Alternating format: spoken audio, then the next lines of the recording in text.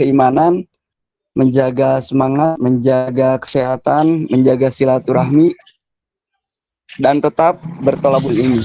Nah, seperti itu yang harus kita jaga ya. Karena manfaat dari tolabul ilmi telah saya kupas ya di waktu pertemuan saya sebelumnya, dan mudah-mudahan dalam kesempatan kali ini kita semua selain dari silaturahmi akan ada satu motif yang akan kita dapatkan, yaitu ilmu yang akan disampaikan nanti oleh Kakanda Hadiat.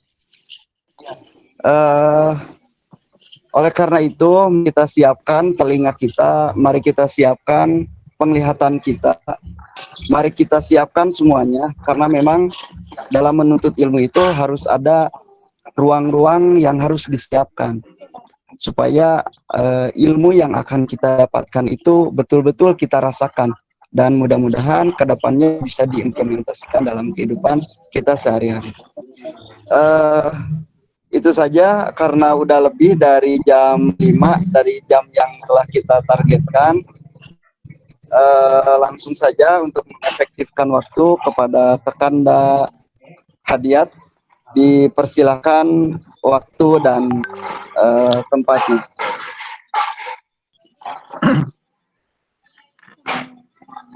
Baiklah, terima kasih kepada Adinda Furqon yang telah memberi kesempatan hari ini untuk mengisi sedikit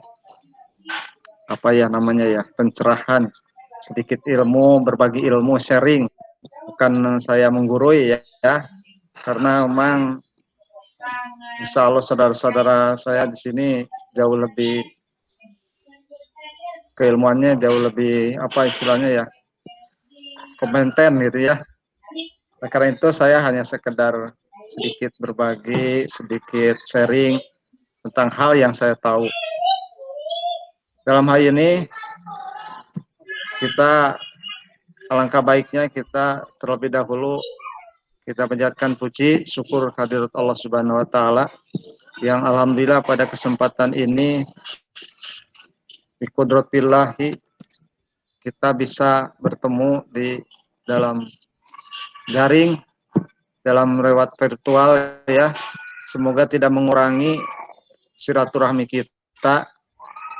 Kita tetap terjalin silaturahmi ini walaupun lewat jaringan ya. Karena memang satu kondisi yang tidak bisa memungkinkan kita bersama-sama kembali seperti halnya tahun-tahun yang lalu. Karena kita masih diuji oleh Allah Subhanahu wa taala melalui pandemi yang berlalu-lalu sampai setahun lebih ya. Kita lagi diuji oleh Allah Subhanahu wa taala. Sebetulnya ini untuk menguji keimanan kita. Artinya seberapa besar keimanan kita, keyakinan kita kepada Allah Subhanahu wa taala di tengah-tengah pandemi seperti ini.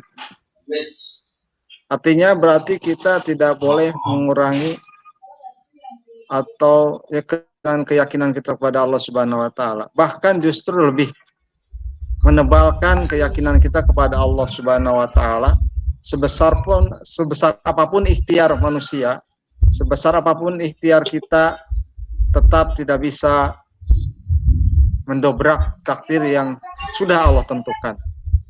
Ya.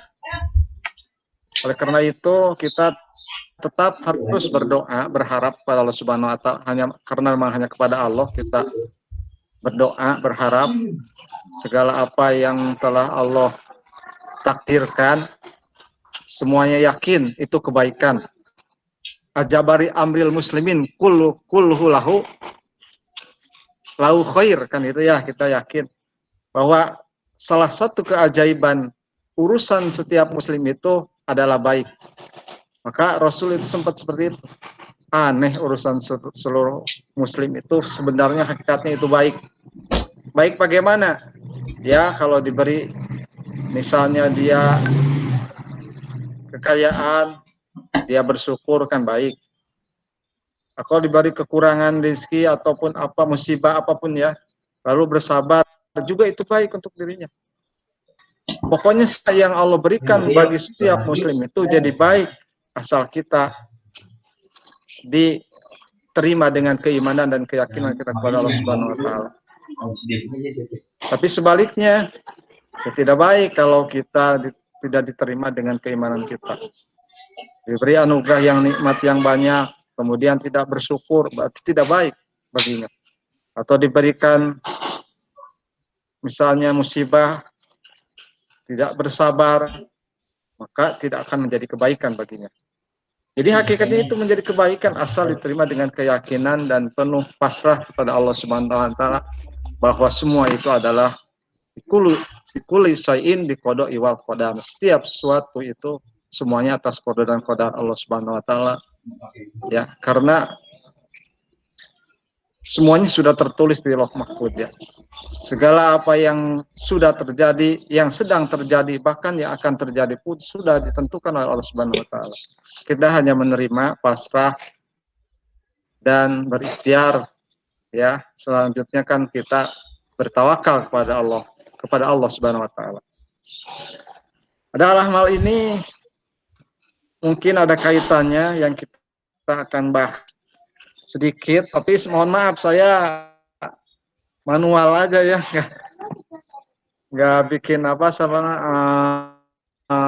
apa pakai apa namanya tuh kalau langsung di itu tuh PPT PowerPoint.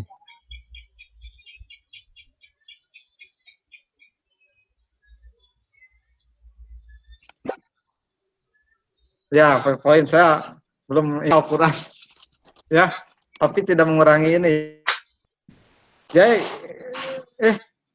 Tuh koneksi jaringan sih, barusan koneksi jaringannya ya sempat Udah bagus ah. terganggu. Udah. Baiklah, saya udah ya. Sebenarnya saya akan ini aja sedikit bahasanya itu, kita bukan menafsirkan Al-Quran ya, karena memang itu untuk ahlinya ya. Kalau saya kan istilahnya belum begitu ahli, belum ahli lah, bukan itu lagi. Kita hanya sedikit mentazaburi aja ya, mentadaburi atau minimal lah kita tahu arti kata-kata gitu ya, arti daripada Al-Quran tersebut. Ya udah saya baca dulu ya, yaitu Al-Ankabut. Kalau ada Al-Quran atau di aplikasi boleh Al-Ankabut ayat kedua. Coba kawan sekalian diituin, Al-Ankabut dulu. Ya. Boleh Lutfi dibantu pakai itu ya. Al-Ankabut ayat kedua, surat ke-29. Juznya ke masih di 20.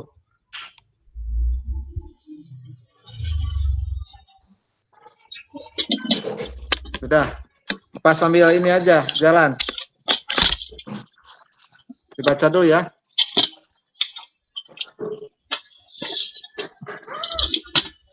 Nah, itu. Oke, terima kasih. Furqan ya. Saya belum ada kesiapan nih kalau pakai PPT. Nah, kita baca bersama-sama aja, kita lihat, kita simak ayat tersebut. Baca dulu ya. A'udzu billahi minasyaitonir rajim. Ahasiban nasu ayyusraku ayyaqulu amanna wa hum la yuftanun. Artinya, apakah manusia mengira bahwa mereka akan dibiarkan hanya dengan mengatakan kami telah beriman dan mereka tidak diuji? Ya, kalau kita renungkan ayat tersebut jangankan secara ini aja ya, secara bahasa dalam Al-Quran, secara bahasa